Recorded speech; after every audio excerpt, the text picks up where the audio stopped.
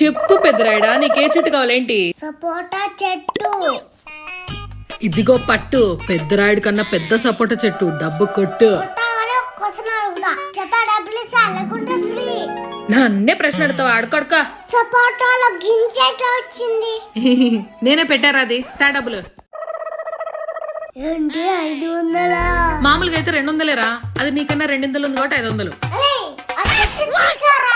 అలాగే అయ్య గారు. నా దగ్గర 500 తీసుకుంటా.